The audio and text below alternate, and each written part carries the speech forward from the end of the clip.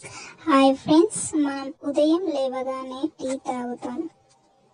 Breakfast ముందు tea తాగిన తర్వాత అందులోకి బ్రెడ్ కూడా తింటారు కొందరు.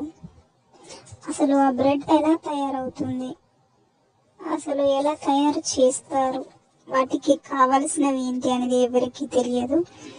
సో ఇప్పుడు మనం తెలుసుకుందాం బ్రెడ్కి కావలసిన పదార్థాలు మరియు తయారీ విధానం.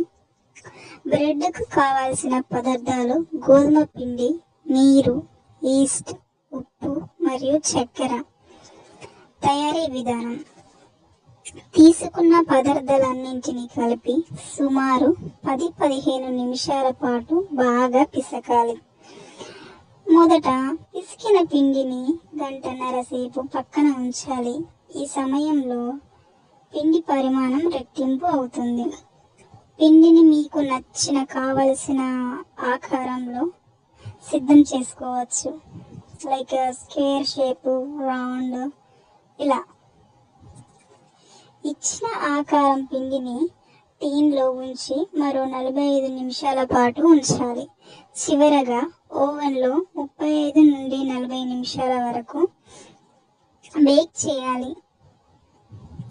బేక్ తయారయ్యాక దానిని పూర్తిగా చల్లారనివ్వాలి. తరువాత బ్రెడ్ తయారీ విధానం రెడీ.